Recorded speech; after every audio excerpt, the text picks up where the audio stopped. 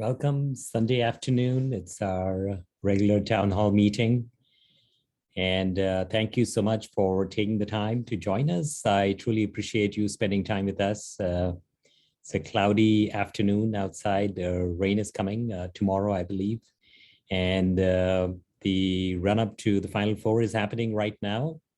North Carolina is playing. And so far, we believe we have Duke, Kansas. The Kansas game just happened. Duke, Kansas, Villanova. And I was planning to be out there in the city watching the game, but unfortunately, my team didn't make it. So we didn't get out there, but congratulations to all the winners. Unfortunately, our California team, UCLA, did not make it, just barely losing to North Carolina. And I hope we'll have a Duke North Carolina showdown. So that'll be exciting in the Final Four next weekend. But let's get on with our town hall meeting. So we do this on the last Sunday of every month. And the objective of this is to have some candid dialogue and talk about some of the issues going on and see if we can converge with some new ideas, some new strategies in terms of how we would like to address this. And we have enough burning challenges that are impacting California and also the United States. So let's get that going. What I typically do is a quick intro for many who have gathered here the very first time. And essentially, my currently as a city council member in my second term, in my final year of the city council here in Saratoga. And we have the track record of addressing the big challenges, working on issues that impact people. And we rejected 9 of the water rate increases of San Jose Water Company, very powerful water utility company, and they supply water to 1 million people of Silicon Valley. And we felt that they were gouging us in a drought when their profits went from $22 million to $52 million. And that's when we stepped up to address the rate gouging. And so far, we rolled out a mobile app to make the protest a lot easier. And that's Silicon Valley Water on the App Store. And we rejected 9 of their water rates so far and counting.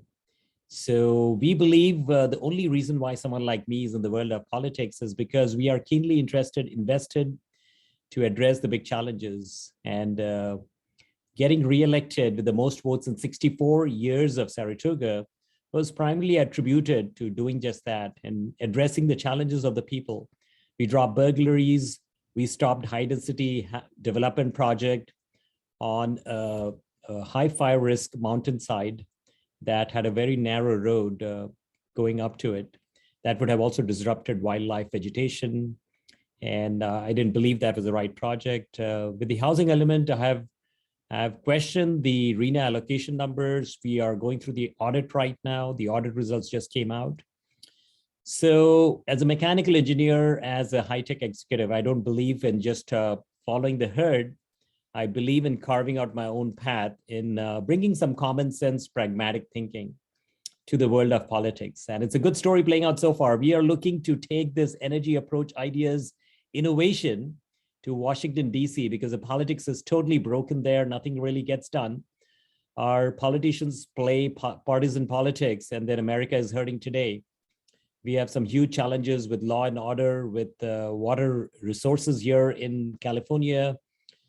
And we have issues with California fires. Then we have issues with housing, traffic, homelessness, the big tech exodus, and the big tech monetization of people's privacies. Those are some challenges that I hear very often from people. And also the subversion of solar, for example.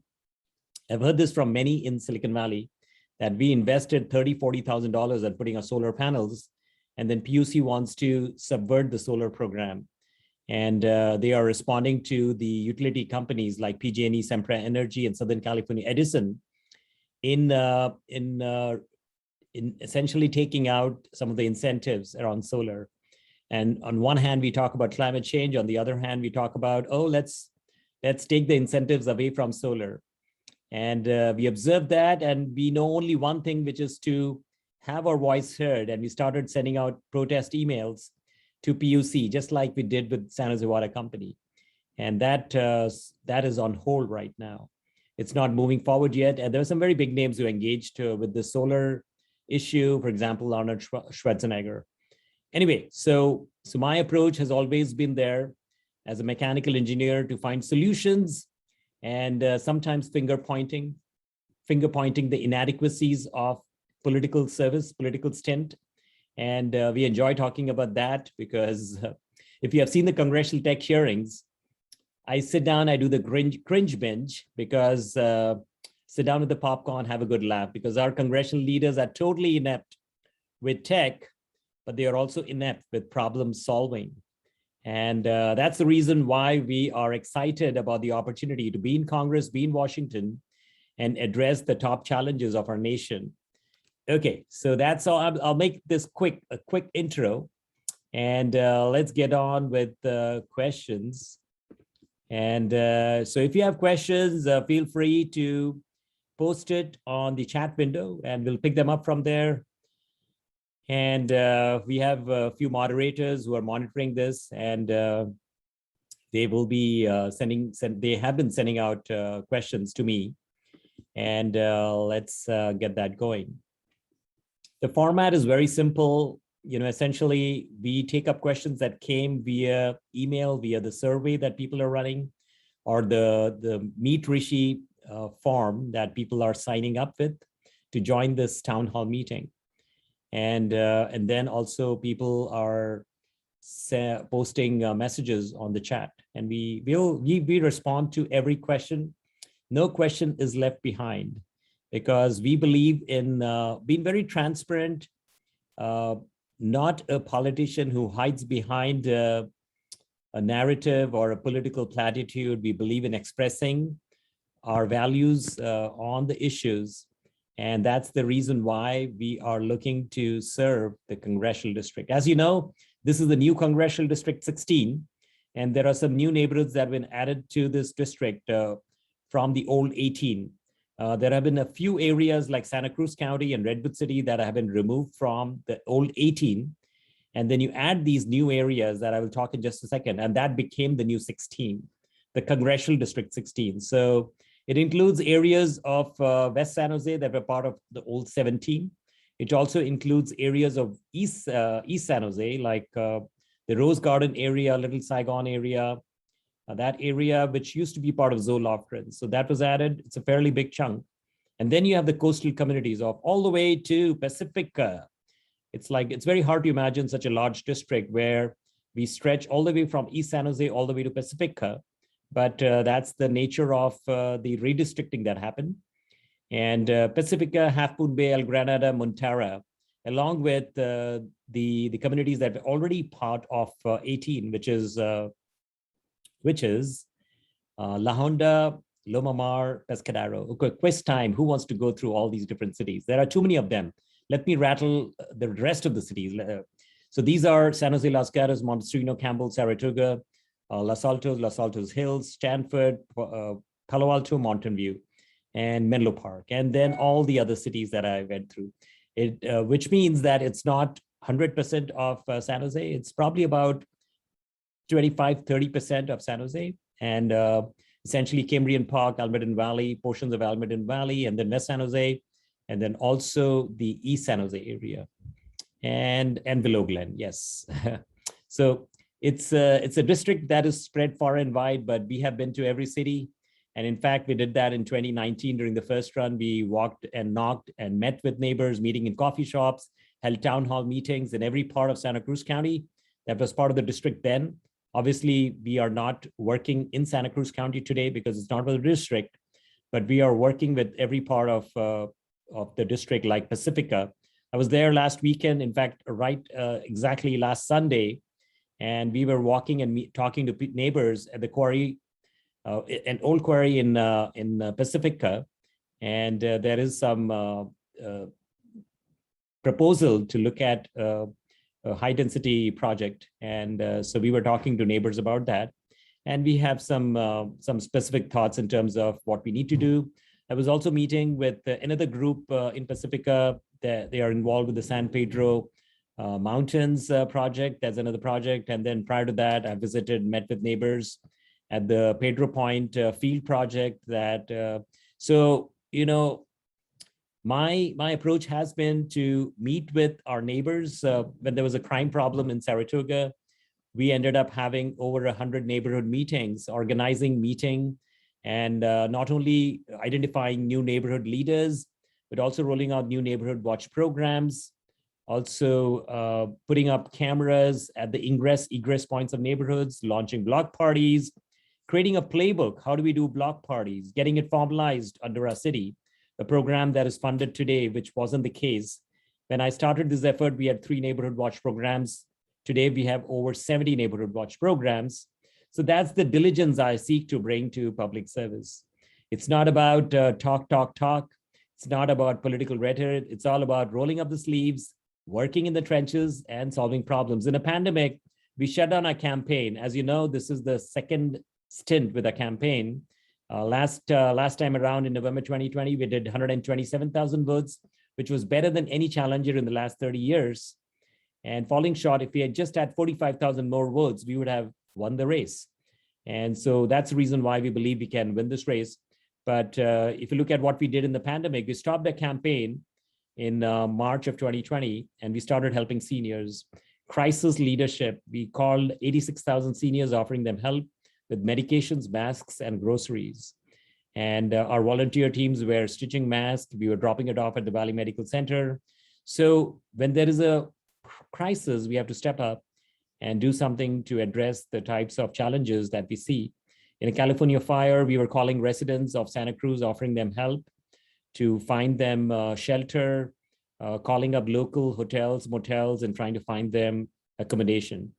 So in a crisis, what I tell often is that people will not need to call us. We will call you to figure out how we can help you.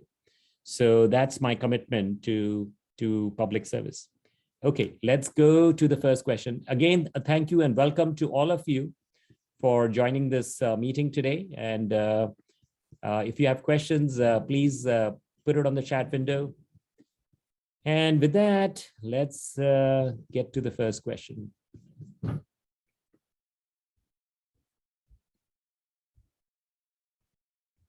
Okay, let's see. Okay, the question is about gasoline pricing.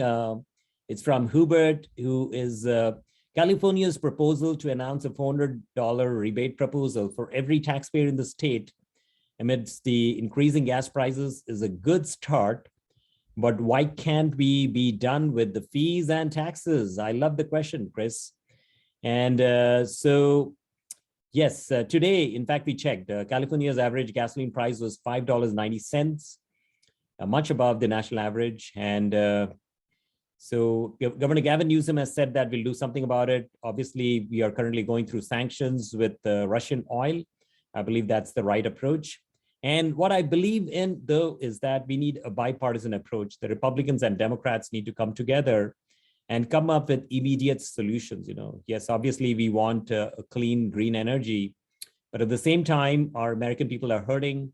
There are folks who are driving long distances to get to work here in Silicon Valley. They're spending about $100, $140, $150 with one. I've seen those pictures on social media. People are spending a lot of money on gas, and offering them an electric car is probably not the best option, because I don't think so they can afford one, So we need to come up with better approaches. And I do sincerely believe that we should we should delete all the gasoline taxes and fees, at least for the interim period, while we figure out new approaches. Governor Gavin Newsom said that if he's developing a plan to help California cope with the rapidly increasing gasoline prices. I believe the very first step was the $400 rebate, but I don't think so. It's everything. And the world is in a war, and we also need to prevent the gouging of people. There is a legislation proposed in Congress, and I support that legislation to prevent the gouging of American people by the energy companies. And let's see what else. Also, I would like to say that we need a plan for mass transportation, especially in Silicon Valley, where things are not very good. And we have certain public transportation systems like the VTA buses, like the light rail that are being driven around almost empty. So we need to come up with smarter, better approaches that are likely to get used. If I drive to work, it takes me 1/3 the time, or 1/4 the time it would take me to get there by light rail. So that's the reason why nobody uses the light rail, and it's become a drain on the economy. In fact, Mayor Sam Liccardo has been talking about that as an issue, and whether it is good for us from a long-term viability standpoint. And he's in his last year on the mayorship, just like we are the last year here in the city council. Okay, next question. Hopefully that addresses, I don't want to get into the, by the way, we have published a blog, we have published a campaign video on the gasoline prices, and we are watching it very closely. And my objective is to see how we can alleviate the pain and pressure at the gas pump. Okay, let's go to the next question. Ivan says, Rishi, I'm disgusted with congressional members doing insider trading. Will you become part of the Washington cesspool next year if you win? And the answer is no, never. That's not the game we play. We will never play that game because, for example, on the city council, we have rejected the real estate money. We never want to become part of the system, part of the problem. That's not the reason why somebody like me from the world of tech is jumping into public service. Obviously, this has become a huge issue on the national radar, and I can see quite a bit of churn on this particular topic. Nothing really has been done. And to some extent, our congressional members feel very special, and they don't believe that the rules that apply to the rest of America need to apply to them. For example, they enjoy some pretty amazing healthcare options that the rest of the country does not have access to. So yes, I too am disgusted with the insider trading, Ivan, and hopefully we can move forward with this. But I promise you next year, this will be part of my platform because I'm not entering this world of politics to make profits or money. That's not my intention. My intention is to solve problems. And we have to keep everybody bereft of these types of benefits because then we attract the wrong type of talent into public service. We need to bring, if you look at how our country was founded, it was for farmers, blacksmith, teachers, police officers, sheriff, jumping into public service for a few years and then jumping back into their day jobs. Now we have career politicians. Dianne Feinstein will be 92 years old by the time she gets done with her term in 2024. I bless her heart. I mean, she wants to run and run and run, but will anyone be effective at that age in actually addressing the challenges? I saw some rating that the Dianne Feinstein's rating is pretty dismal. I look at the rating of Congress, it's about 19%, I believe. So we can do better. The power rests with the people. So my take is, Ivan, if you decide to exercise your right to vote, and if each of us do that, we do exactly that in calling out the issues, in making sure that we are electing the right type of leaders, then these types of aberrations will no longer happen. The power is always with us, and we have to pay attention. Oh, yeah. Okay, let's see this one. I live in Menlo Park, and I've seen the news reports on Congressman Fortenberry's illegal campaign money. Fortenberry resigned following conviction on charges tied to illegal contribution. Anna Eshoo testified during the hearing about Fortenberry, and this is what she said. I think he brings honor to what he does. He's faith-filled, he's honest. His word is always good. I can't say that about all members of Congress. And that was quoting Anna Eshoo, looks like. I did some research, and back to what the anonymous member of Menlo Park is saying. I did some research, and Anna Eshoo has also accepted campaign funds from the same source as Fortenberry. Oh, so have you heard of this? What's your take? Has Eshoo been interviewed or indicted by FBI? Wow.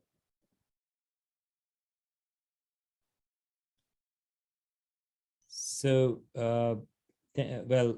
we don't have the name of this person, but I thank you for bringing this to our attention if you're on the call. And we would love to hear from you. Please speak up. Please let us know who you are. And I really don't have much to offer on this because this is, I'm going to skip to the next question because I don't know if I can make a comment on this.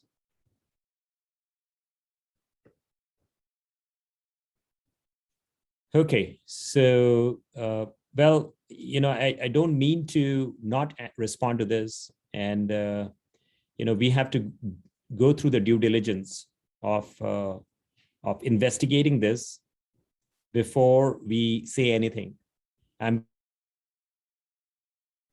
So at this point, I will not be making a comment on this until we go through the due diligence and do a little investigation of this.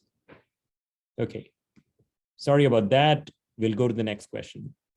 So this is Rod from Palo Alto.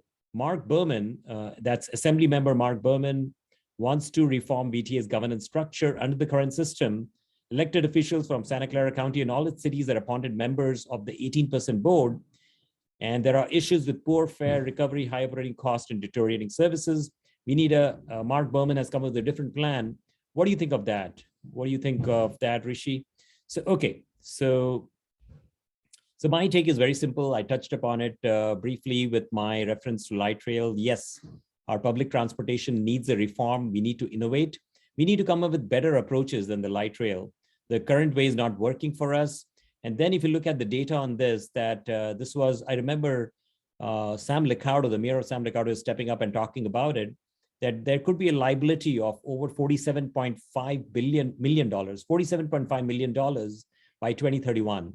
In about 10 years, we'll have a huge, it's a drain. Essentially, the light trail is a drain of almost $6.9 million every year. In fact, this year, it's going to be about $6.9 million in the red, and it's only going to spiral out of control. So if nobody's using it, what's the point of running it? So I agree with Assembly Member Mark Berman that we need to come up with a better plan. And obviously this plan today is not working. Okay, let's go to the next question. Good question, but we'll try to run this through quickly. We are already 30 minutes in, and let's see if we can get this wrapped up quickly, because I know all of you are busy. Okay, here is Carrie. I'm a 19-year-old student from Stanford. I've been very happy, or no, I've been very unhappy with Congressman Eshu for not taking on big tech. She has done very little. Have you seen Social Dilemma? Elon Musk wants to build a new social media platform. Would you support his efforts? Well, who am I to support his efforts? Elon Musk is Elon Musk. But she goes on, how can we get Facebook, Instagram, and Google to be more accountable? So I say this very simply, Carrie, thank you so much for engaging with a very, very important issue that not only impacts us here in Silicon Valley, but also in the rest of the United States and the world. Social media has become a big challenge that was truly highlighted. And yes, I have seen Social Dilemma. And what I talk about for many, many years is tech needs a conscience. And we need Facebooks and Googles of the world to do the right thing, because yes, we are in the business of profit, of making money. And it's creating a huge economy here in Silicon Valley and also the rest of part of the world. So I see a tremendous value of companies like Facebook and Google. But at the same time, you cannot be trampling upon people's privacies. And so go to rishikumar.com/tech and find my tech policy on that. And so when you look at Instagram, there are teenagers who might be unhappy for a second and be looking at something very depressing on Instagram. And then they start getting those same feed. And that's the algorithm. It's a flawed algorithm that is currently being used. And we need to fix these types of things. And I've seen social media networks just collapse overnight. And, because people, there is no stickiness, just because I'm here today on a social media platform doesn't mean that I need to be there tomorrow. Because at the end of the day, it's allowing us to express, meet with friends. If all my friends go to a different social media platform, it would mean, and if it's more exciting, my privacy is ensured for. Now, privacy is a big challenge. So many of my friends say that, Rishi, I will never be on social media. And I'm on social media because, there is a political side to my life, and I want to be out there connecting with people, hearing from them. So that's the reason why I'm on social media. If I did not have that, probably I would have skipped social media. So I believe if we can tweak this model, make it work for the people, it'll be better. So Carrie, I'm with you. Like Elon Musk has not reached out to me asking for help for his new social media platform. We do have some ideas, but this is, I believe the change is imminent. I think you will see stress no more, because change is coming. And perhaps it's Elon Musk who will be responsible for it. Who knows? And okay, so Carrie, it is what it is today, but let's see how we can change this in the future. And please reach out, stay in touch, and let us know your efforts in terms of what you feel we should be doing. Okay, let's go on to the next question. Stanley from San Jose. European Union, my team has stacked these questions quite well. European Union is now legislating to curb big tech's power. Apparently, the Silicon Valley companies are the target. Would you introduce similar legislation if you get elected next year? So you are right, Stanley. We saw that. In fact, it was on my social media. Legislation to target the digital giants could force changes to companies' new business model, companies to new business models. And if I read it correctly, it's caused concerns with Silicon Valley companies, because apparently they feel that the European Union is actually targeting them. This is the Digital Markets Act, DMA. Please remember this, because we are in the very early stages of DMA, and it's playing out. DMA that will impose new obligations and prohibitions on these giants. And the European Union calls them like gatekeepers. And the legislation would be backed by fines for non-compliance based upon the early draft of the legislation that we have seen. And if you violate that, it could be tens of billions of dollars, which makes it unsustainable for some of these companies to function with the blatant violation, if any. And it'll limit the ability of the largest tech companies to take advantage of their digital footprint and presence. They have very strong muscles, and they can exert their pull and their weight if they want to. And so this is what's going on with this. Let's keep an eye on that. For example, what they are saying is, if somebody wants to roll out an application on the Apple iPhone, it doesn't mean they have to go through the Apple App Store. And if those changes happen in Europe, those changes will happen here in America as well. Because once the company changes their business model, it's very unlikely that they would have different models for different countries. It's very painful. I know how it is, coming from tech. So you have to simplify. And well, if profits are at stake, maybe they can form new subsidiaries or whatever, but anyway, this is where it's going. And so let's keep an eye on this. I believe there is some similar push for legislation here in America as well, but I haven't seen anything tangible. This one by the European Union is the furthest along to curb big tech's power. Okay, next question, Jenny from Saratoga. Palo Alto turning homes into historic homes to skirt SB9 lot splitting. Your thoughts, comments, Council Member Rishi Kumar. Is this something that Saratoga will pursue? Okay, so I've received tons of these emails from people because housing is an important agenda for me. I recently rejected the housing element site. I've been calling the housing element as a train wreck, the whack-a-mole game. And you can find my blog. I've written many blogs. Go to rishikumar.com/the Saratoga plan, the Saratoga plan, that basically talks about how we should have gone about doing this. And I did not agree with the approach. And that's the reason why I jumped out of the train wreck, as I called it. So I was not in support of the housing element sites, and we are looking at different options of how we can address this push for high density housing, because apparently the city council has approved a 10-story building, or rather a 10-story housing site at the old Supercuts, the car wash area of Saratoga, which is by Prospect and Lawrence. Well, I did not support that because I was against the El Paseo de Saratoga development that was 10 to 14-story tall, and that is still not approved. But back in those days, I first saw that. I said that's a bad idea. And the reason why I say bad idea is I'm not against housing, but I want to see, as a mechanical engineer, to have a good, perfect model where we consider infrastructure, schools, sewers, water, population growth, traffic, all those types of concerns should be addressed. A proper urban plan. If I see that missing, it's very hard for me to sort of play ball at that point. So Jenny, to answer your question, so let me say this, that Rob Bonta, California's Attorney General, and I was recently with him at the San Francisco, what was it? The Lunar New Year Parade. And this was an API rally that we had, API community, and we had lots of elected leaders from the API community. I was honored, very honored to be invited to.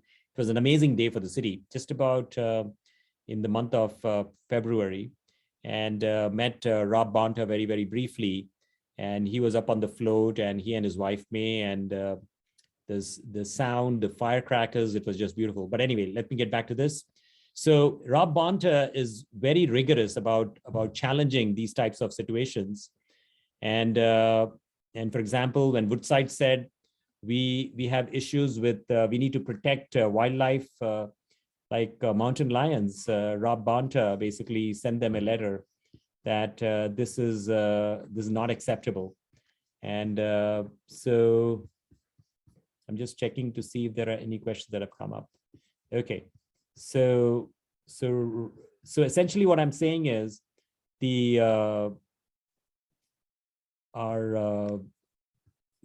California's Attorney General has been watching these types of things, and I've actually asked our city attorney to look into this and to see how this would apply into Saratoga.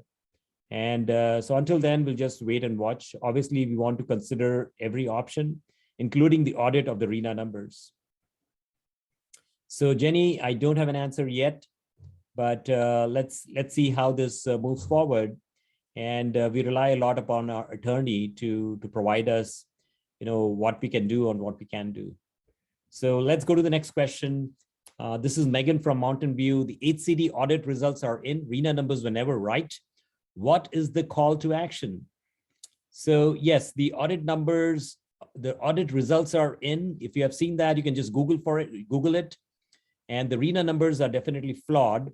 And the audit determined that HCD does not ensure that its needs assessments are accurate and adequately supported.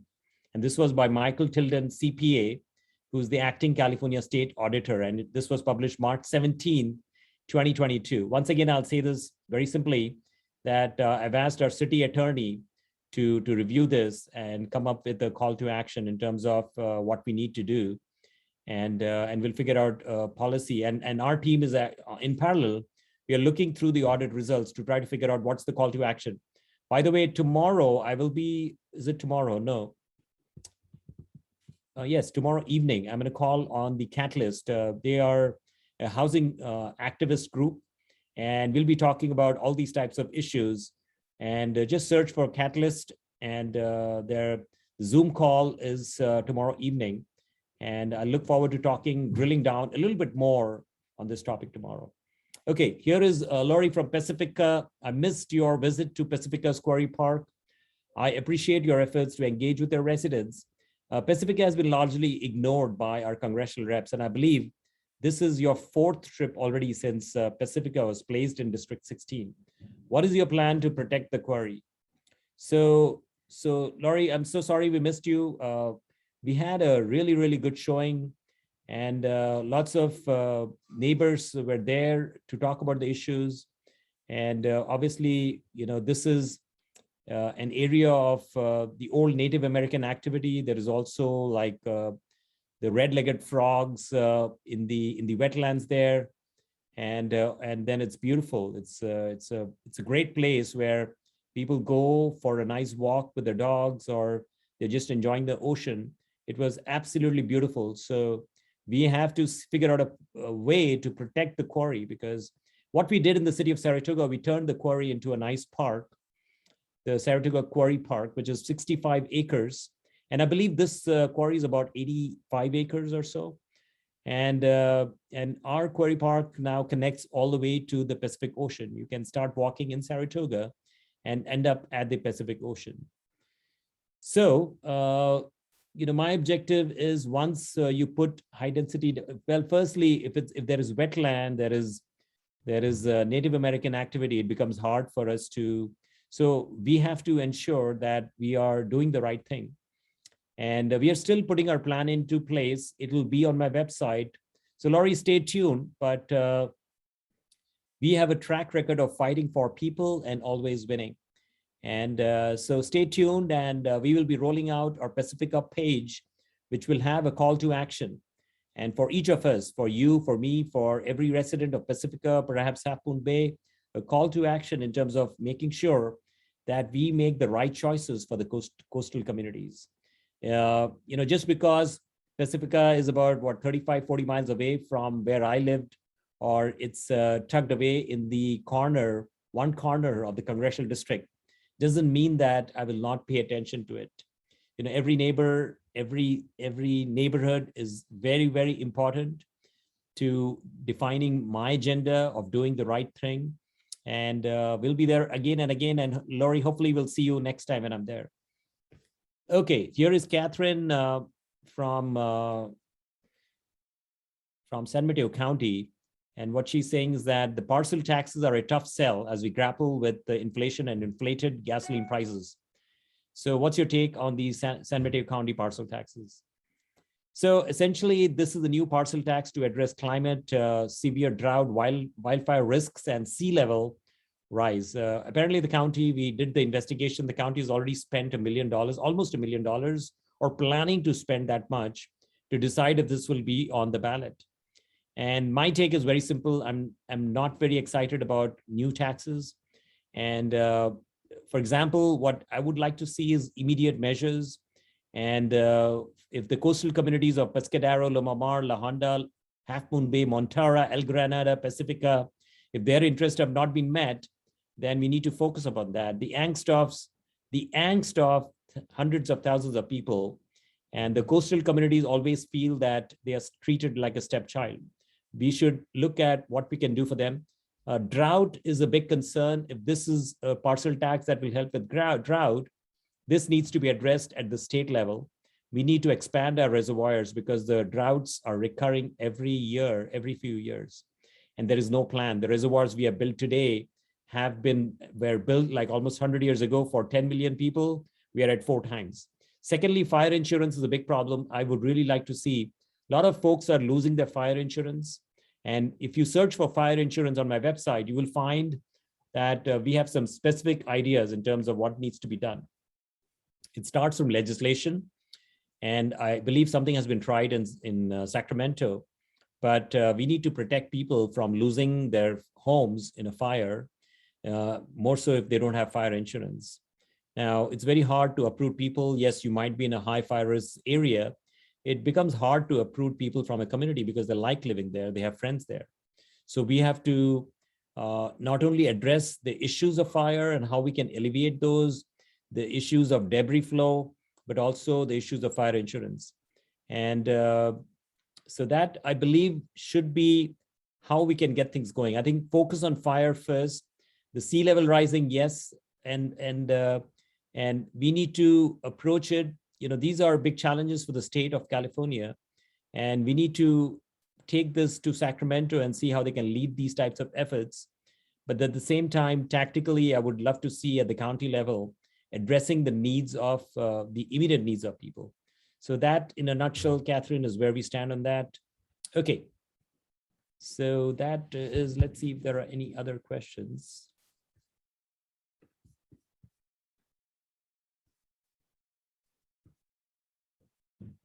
I don't see anything else. Okay. So it was very nice to see you all, and a good turnout here on a Sunday afternoon while North Carolina is playing. And as soon as this call ends, I will be watching to see what happens the last few minutes left. But if you have any questions that perhaps I did not touch upon, or you couldn't bring forth for us, please send us an email, campaign. Let me send it on the chat window, campaign@rishi2020.com. And also, for anybody on this call, we have an excellent internship program for high school and college students at rishikumar.com/fellowship.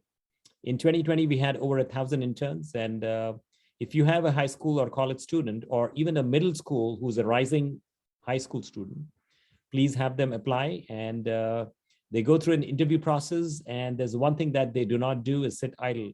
We make them get engaged. We engage them with the issues of today, and they enjoy doing some pretty amazing work. And I learn from them, and hopefully they learn something from us. We have a 21-point training program. And this is not just bring them in and put them to work. We are actually training them in different elements of campaign and all the other aspects of running a fellowship program like what we do. All right. Okay. So if there are no more questions, we'll wrap this up. The sun is out. So, go for a walk, go for a hike or something, and let us know if we can be of any help. All right. It was a pleasure. Enjoy the rest of your Sunday. Thank you so much. Thank you so much. This was our March Town Hall meeting. We'll see you again next month in April. Thank you. Bye.